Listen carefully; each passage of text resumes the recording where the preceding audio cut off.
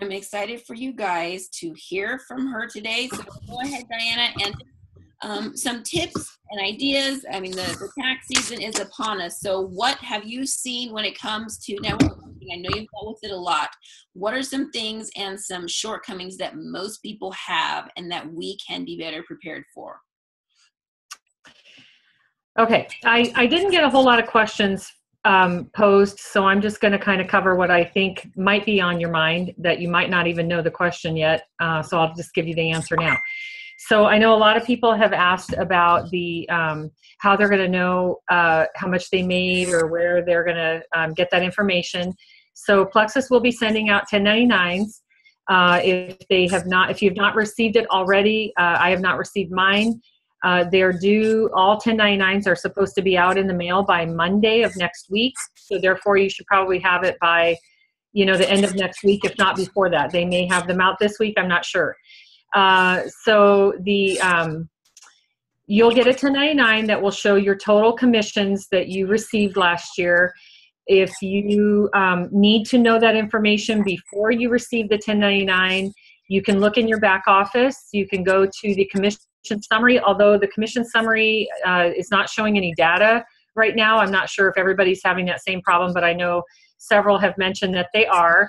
So I don't know if it's because maybe they're working on those 1099s or what, but if that information does come back up before you get your 1099, you can go through and add up all your commissions, and that will give you your number.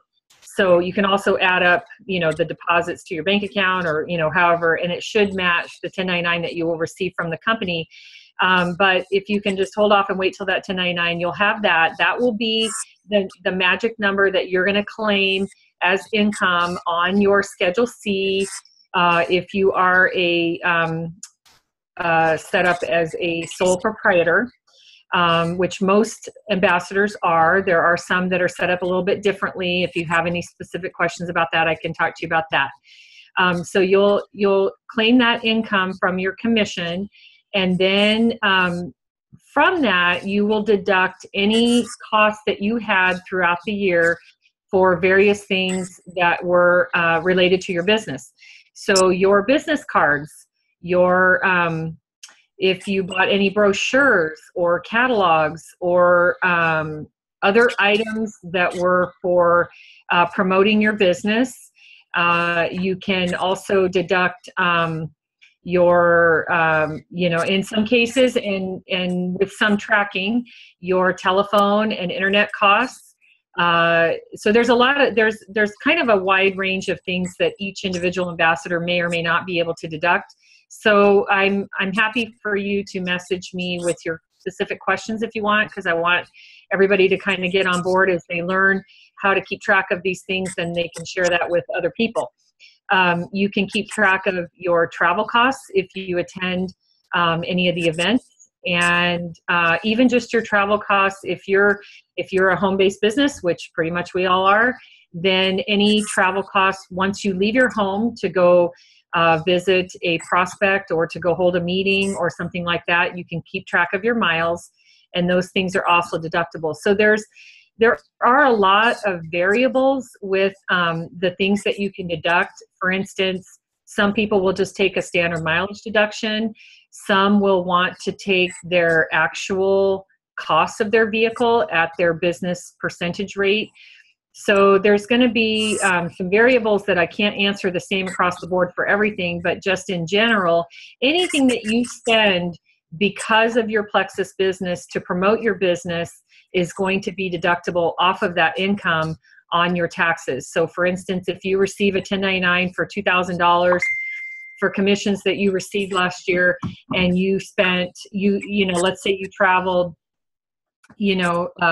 to the Super Saturday and you had a plane ticket and a hotel cost, those kinds of things would be deductible. There are some specific rules about that. If you're deducting travel, the primary purpose of your travel does need to be for the business.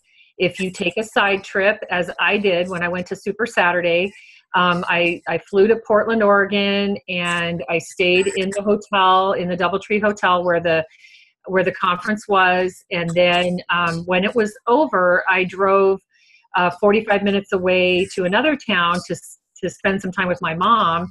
and I had hotel costs there and extra days on the rental car and things like that. Those things I would have to subtract and not deduct. So I can deduct the airfare there and back, the hotel for the conference, the rental car for the days that I was there for the conference, and then the meals and things like that. But the other extra days I would need to subtract and not deduct those days. So like I said, pretty much anything that you spend that is advertising or to promote your business is going to be deductible off of that income. And so it's really important to keep track of those things because, you know, they're legally deductible and, you know, you want to make sure you get those things. So I just want to know before I go on to the next point, if there were any questions at this point.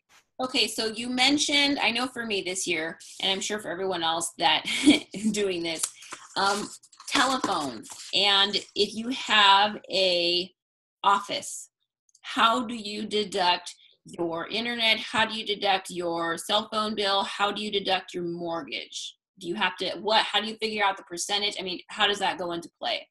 Because okay, that's something that we all have and we all have been using this whole year. So okay. So as far as the home office, that's one issue. And so in order to take a deduction for your home office, it must be a specific area of your home that is used regularly for your business and exclusively for your business. So if you're using your dining room table that you also eat dinner at, that does not count as regular and exclusive business use. Some of you have seen my office. I have a completely separated office that has, you know, it's just a completely separate room that I only use for my business. And it is definitely 100% business use. So let's say that that office is 10% square footage wise of my whole house. So say my office is 300 square feet, my house is 3,000 square feet.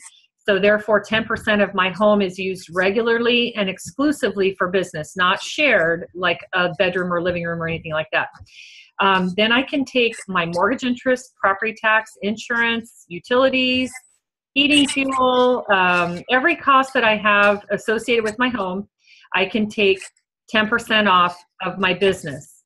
There's also an additional deduction that just started a couple of years ago where I think it's called a simple home deduction or something like that, where you can just say, I have one room and they give you a kind of a flat rate for that. So that's another way to do it, but it does need to be an area regularly and exclusively used for your business.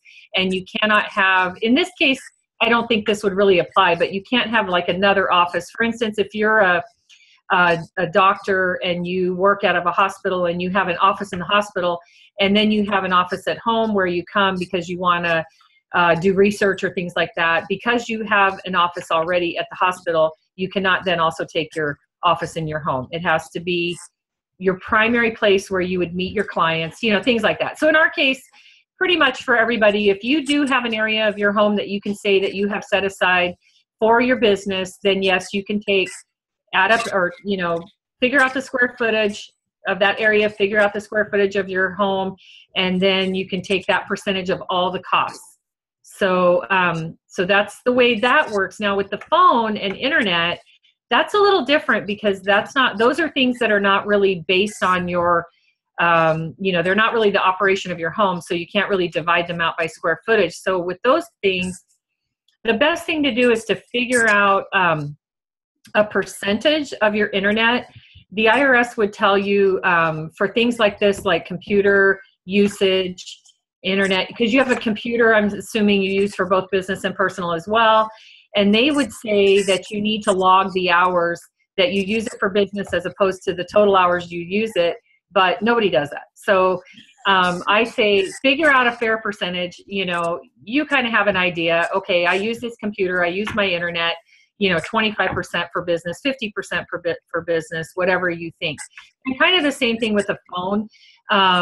That's a hard one. The rule on the phone is that the first phone line that you have going into your home, this is an old rule. It hasn't been updated since cell phones became the norm.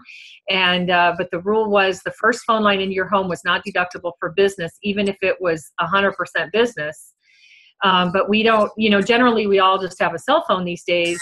So you have to be careful and you don't want to take 100% of your phone off on your business. So again, I would come up with a percentage, and then, you know, whoever is doing your taxes, talk to them about that if you have any specific questions for me, because there's some intricacies in there. I don't want to just make that a blanket statement. So, you know, it's kind of an individual thing. So I was going to talk a little bit about licensing and things, but I want to finish, you know, if anybody has any other specific questions on this, let me know. Hold on. Let's see, Molly, did you have your hand up? Yeah. Okay. Can you hear me? Yep, we hear you. I just want to know if you suggest setting up a separate checking account that everything comes in and goes out of as Plexus. Is that a good idea or unnecessary? It is a very good idea. If all you're doing is receiving your commission checks and you're going to get your 1099 at the end of the year, it's not, I would say it's probably not necessary, but because you're just going to claim your 1099. But if you start deducting costs, you want to make sure that you're operating this as a business and that it looks like a business. So when you start like mixing all of your business and your personal together, if the IRS were to audit you, then they don't have a clear defined separation of your business. So they will see things that are kind of muddy. You know, there are things that work for both business and personal, and you're trying to, you know, maybe convince them that this is a business expense, but it's also something that most people have for personal. And so if you keep it clearly distinct in a separate account, that looks better. It's easier to fly in an audit. It's not, I'm not going to say that it's the only way, you know. I would say that your expenses are still going to be deductible even if they go through your personal account, but it just gives you more credibility if you do get into an audit situation. Okay, thank you. That was a good question. Okay. All right. Yeah, because that's something else that I have been asked and heard too is, do I need a separate bank account? Do I need a separate credit card? And that goes along exactly with what you're saying. What you said is just have everything separate and then remember to actually use that card when you're buying something or, and again, okay, so here's another question too. When you are taking people out, say for lunch or coffee, how much can you deduct from that? Okay, for meal and entertainment expenses, again, it needs to be documented. The IRS is very, very particular about this type of expense, and it's very highly audited. So there are certain things that are kind of higher than others. This is one. And so in order to deduct meal and entertainment expenses, you want to document the time and the place, who you were meeting with, why you were meeting with them, and then the cost of the meal. The meals are deductible only at 50%. So if you spend $50 on a meal, your actual deduction on your taxes will be $25. But you put the whole $50 into the tax return, and then it'll, you know, calculate out to be half of that. Okay. But it is very important to document those things. So whether you write it on the receipt or you have a logbook, it's important to document who you were with, and really it's supposed to be, and in this business, it's pretty easy to claim this, but it's supposed to be, you know, like an income producing activity. So, you know, if you're taking a potential prospect out for a meal, then, you know, that really, that's good. That qualifies. If you're traveling for a conference and you have a meal, that qualifies.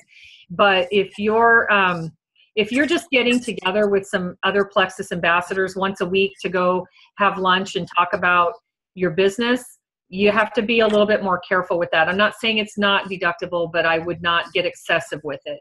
So it's supposed to be more of a, you know, like taking the, you know, if I take my employees out to lunch once a week, that's really not tax deductible. It needs to be, the purpose needs to be that I'm expecting to get business out of this event.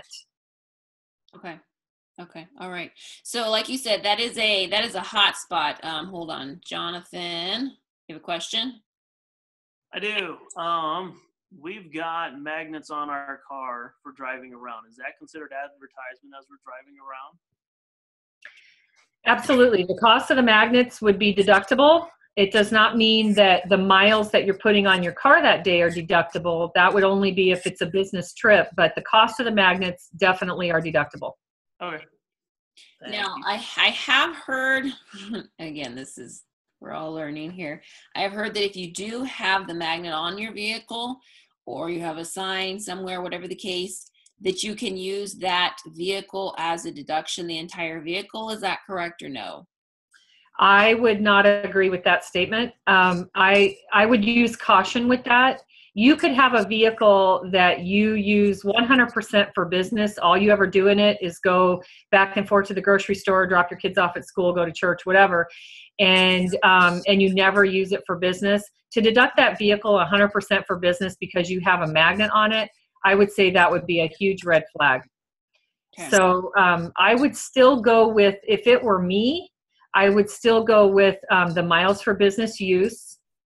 Now, if you have a vehicle that is more business than personal use, so let's say that it's, 90% business use and 10% personal, then, we could chat about that a little bit more. But I think for most of us, that's not the case. And so I would be very cautious about doing something like that. So when tracking mileage, do you have any tips, tricks for how to remember? Just keep a notebook in the car? Do you have to track where you're going and what you're doing? Do you have to track addresses? I mean, yes. You have to track.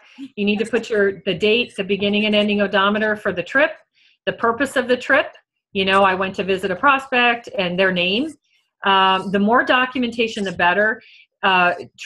Vehicle expenses and meal expenses are way, way up there in the high risk audit because just common sense will tell you that these are the areas, vehicles and meals and travel and computers and things like that, phones, that people are going to abuse. People will set up a business just so that they can deduct those things, and the IRS is definitely cued into that. So these are things that are highly auditable, so you want to be careful. And really, it's only going to be an issue if you get audited, but when you get audited, you want to have a mileage log. It does not have to be a special book or anything like that. It can be, a notebook paper, and just, that's what my son uses. He just uses a notebook, like a spiral bound notebook, and he just writes beginning and ending, who he was going to see, the total miles. Then what you do, so at the beginning of the year, you write down your odometer reading. So if you didn't do that, go do it now and guess what your odometer reading was on January 1st. Okay. One thing, everybody forgets to do this.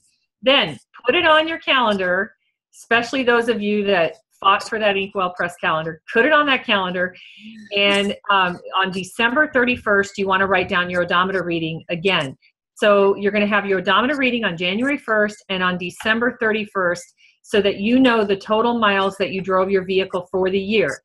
Then every time you use the vehicle for business, you want to write down the beginning and the ending odometer and total it up by month or something, so that you can keep a kind of a running total.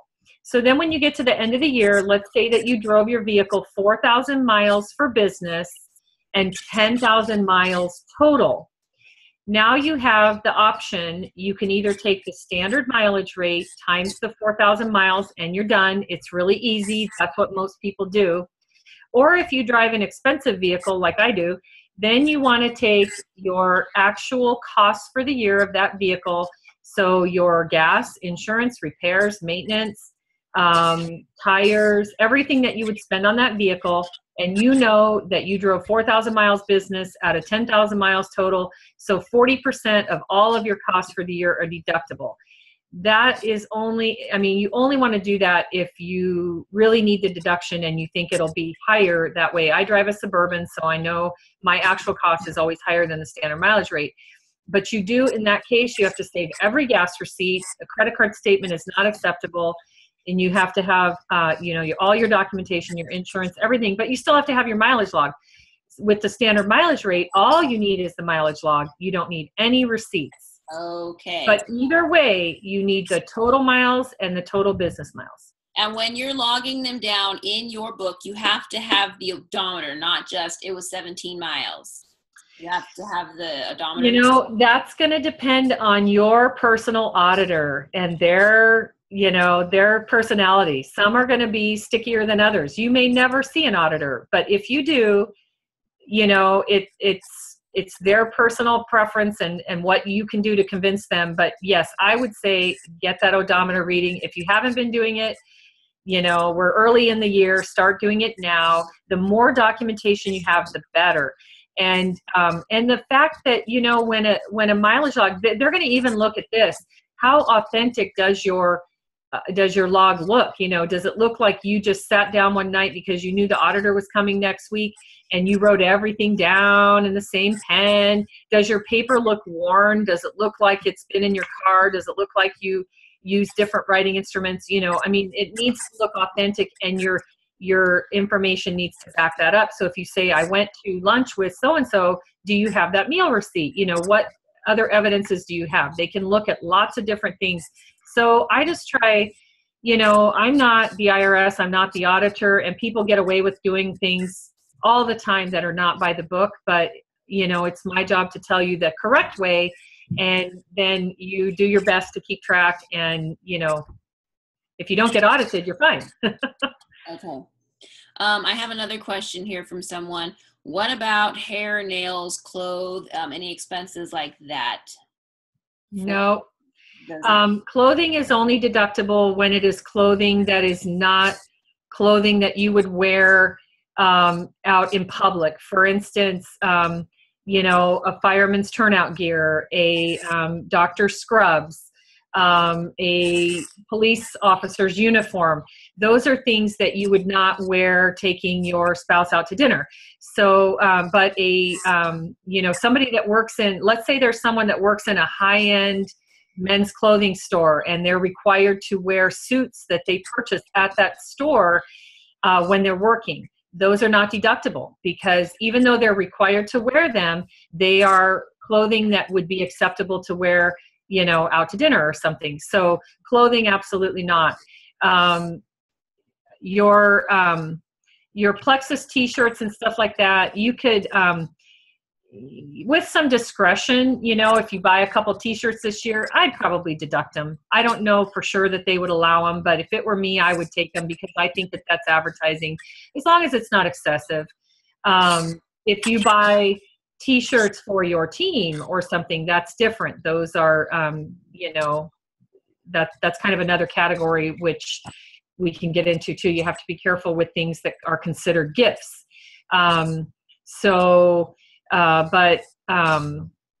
Yeah, hair, nails, nope.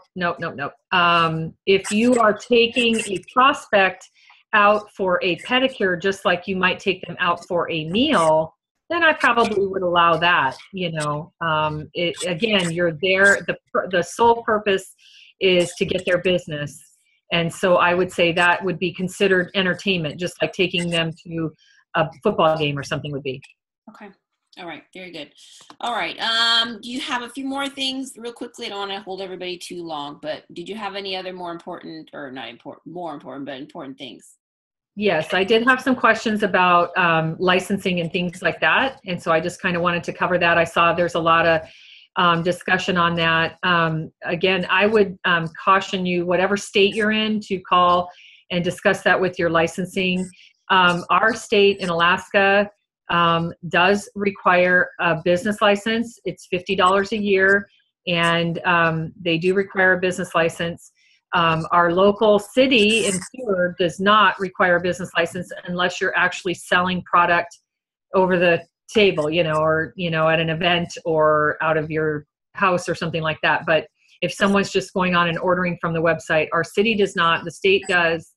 And our local borough, our Kenai Peninsula Borough, does not require registration unless you are also holding an event.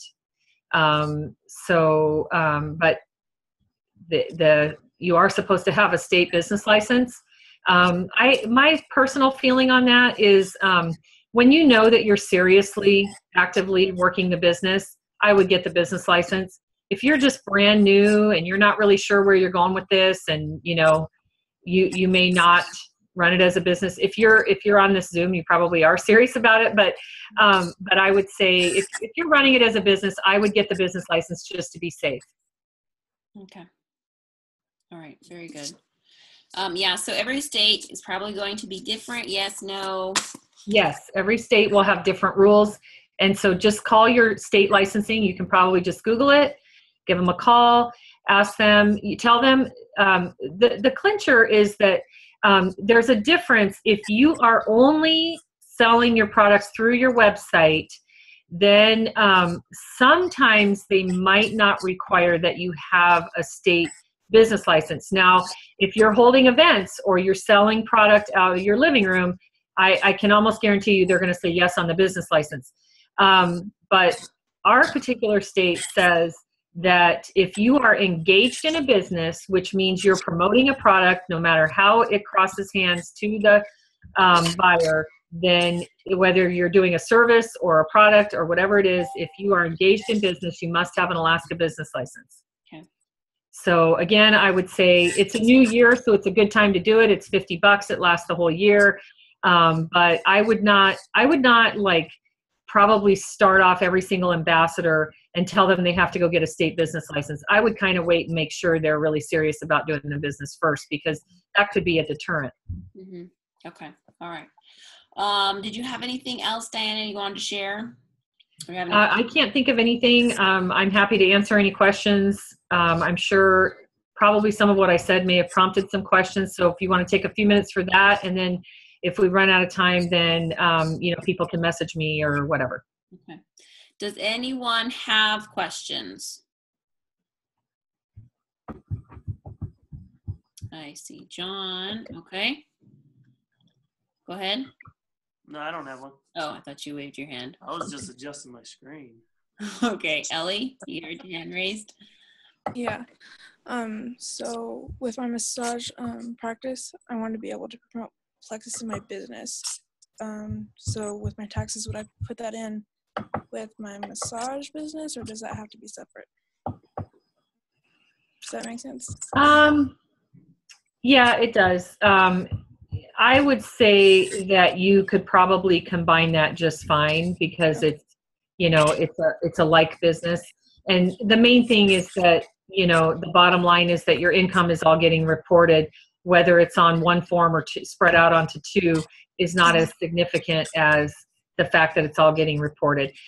You just want to make sure that when and if you get a 1099 from Plexus, that it's clear that that income is on your tax return. It's not hidden anywhere. Some people will put their numbers in the wrong places, and then they'll get a letter from the IRS that they didn't claim their income. And it's not because they didn't claim it. It's because they didn't put it in the right spot where the IRS is looking for it based on the form that it was reported to you on. So, so it's fine as long as it's reported as a business to combine it in that situation. Okay, thank you. Mm-hmm. All right. So any more questions?